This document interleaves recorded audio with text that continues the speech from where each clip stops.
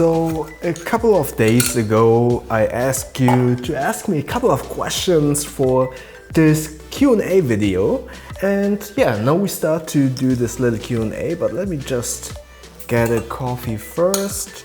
And also, if you haven't seen the video last week, which was the Air Tech Pack review, check it out because there was a giveaway which is still running about a week or something. So watch the Tech Pack review in the info tab above, and yeah, hopefully you will win the Air Tech Pack.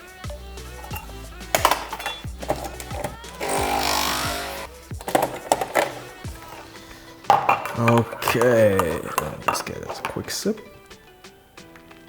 Alright, let's start with the Q&A, and I've asked for you to ask me some questions on Instagram and on YouTube. So also subscribe to my Instagram because there I will post announcements, behind the scenes footage, etc. So from Ola 1981, what happened to Bolins Survival? It's on pause or on hold because not because I don't like the series, but rather because when I stopped making these videos, it started to become winter.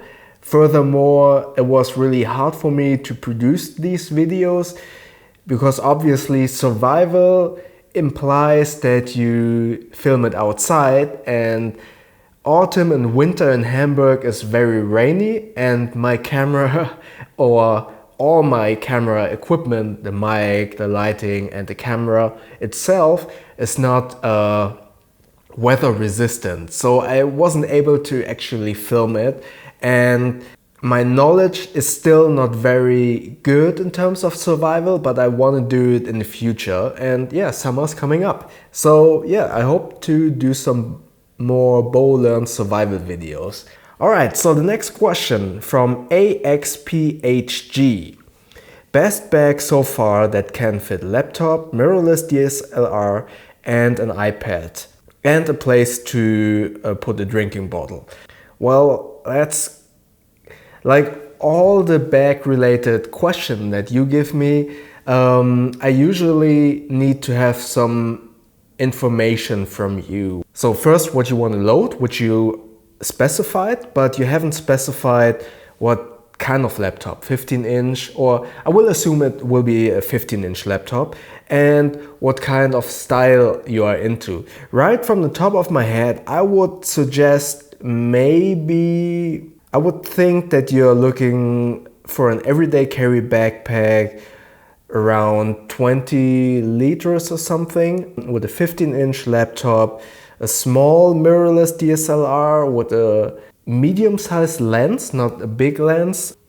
Let's see, and a bottle holder. I'm not too much into bottle holders outside, but right from the top of my head, maybe the Air Duffel Pack 2.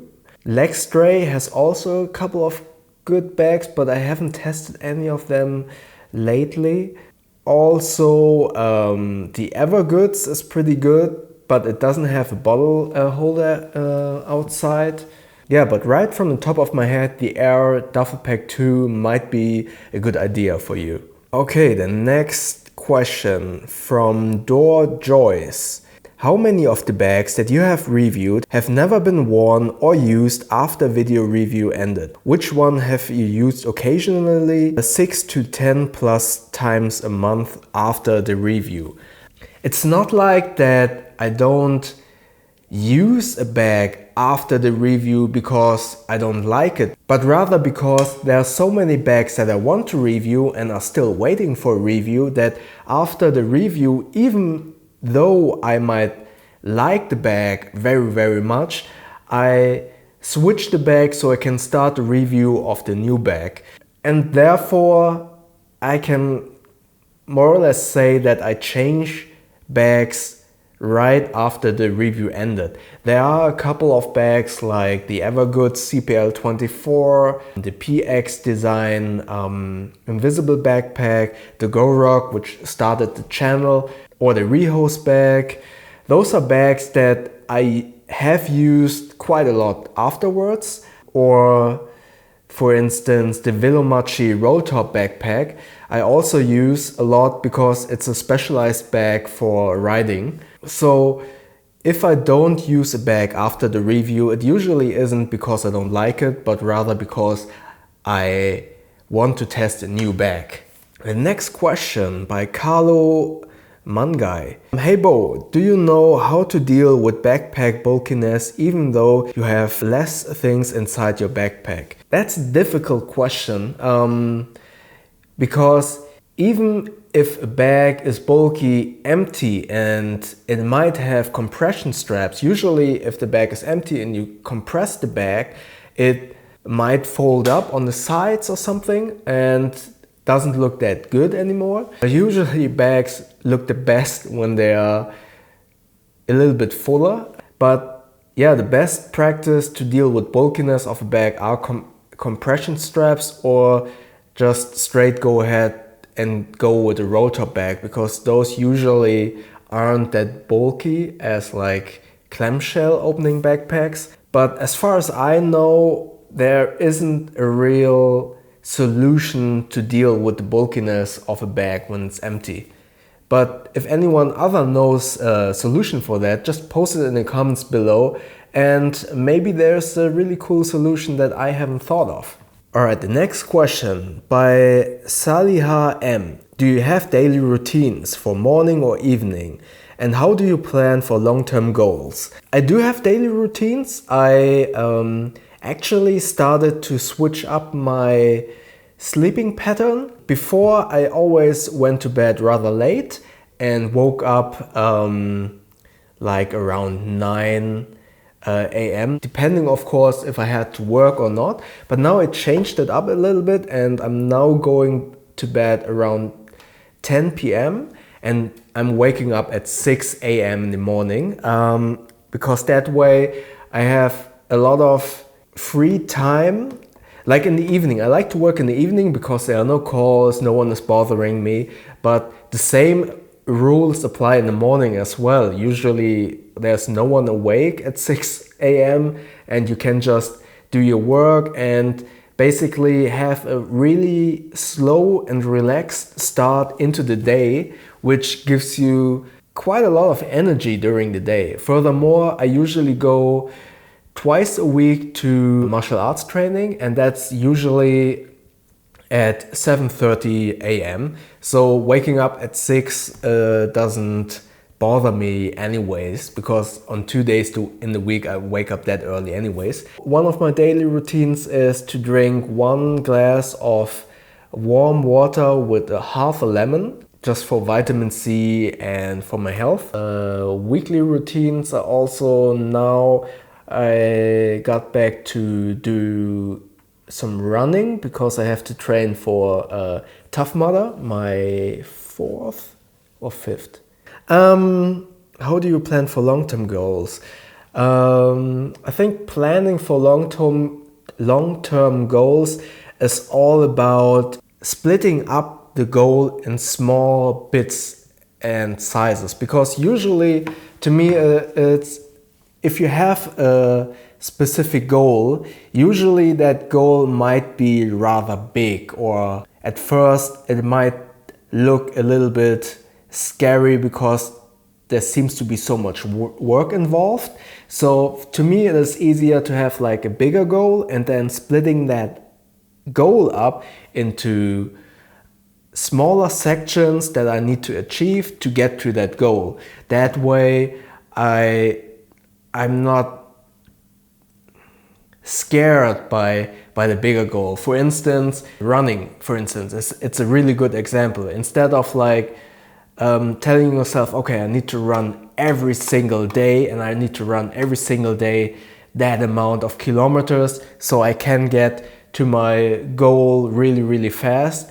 I think it's better to say like, okay, what can I manage? I can manage, okay, twice or 3 times a week I can go running, and which distance wouldn't like scare me away or turn me off to actually run that. And then I have like, okay, 2 weeks I just run like 1 kilometer or 2 or something. And then over time I just extend the distance or the amount of training sessions. And with saving money, for instance, it's the same. Instead of like thinking, oh, I need to save 2,000 euros for something, just go like, okay, then I just save every day 1 euro or something, and that's 30 euros each month and so forth.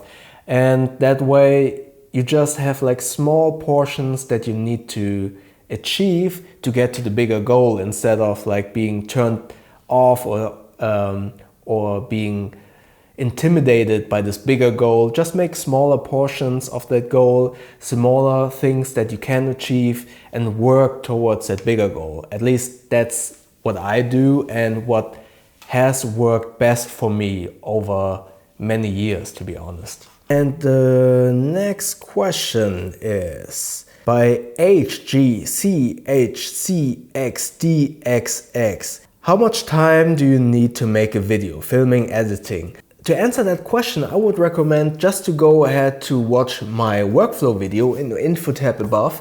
In that video, I explain all the steps that I do for creating a video and how long I actually need. By Kim B. How do you choose the backpacks you review? Actually, I only choose them by interest. And there's also always the question why I only review expensive bags, or why I don't do any reviews about like more affordable bags. The reason is that my time that I have available to review bags is quite limited, because YouTube is not my main job and I'm either editing or have my family to attend to, or I do YouTube, and YouTube is just a small part of all the other stuff. So I need to be very specific on which bags I want to review. And the second reason is, which goes hand in hand with the first reason, because my time is limited and because I only can review a specific amount of bags, I only choose the bags that A, are interesting, of course, B, aren't that obvious in terms of, like, for instance, many regular backpacks like from North Face, Burton, Incase maybe. You can see those bags in stores for yourself because they are usually readily available all over the world. But like bags like with Black Amber, for instance, or Air or Life Behind Bars, those are really localized backpack companies that aren't that available in stores. You need to order them from the internet. So I find it very important that I take the time to review those bags that you as a viewer might not be able to actually check out in stores. Yeah, that's how I choose the bags. A, they're interesting. B, they're not really available for you as a viewer in a store. And C, are probably fairly new in terms of it's a new company or it's a really, really new bag. And yeah, that's how I choose the backpacks that I review. By Jules Frederick Naristant. Have you thought of coupling a motorcycle tour with an in-depth review of saddlebags? Yes, of course. You probably have realized that I started to do some motorcycle related videos the last few months, and I want to do a motorcycle trip, and I'm actually reviewing a couple of motorcycle related bags. Yeah, I'm working on it. By Sebastian Gomez Chasson. Which are your top characteristics that a backpack must have for you? I know there are different situations, but which criteria do you use for a daily use, a work, a travel and other uses backpacks?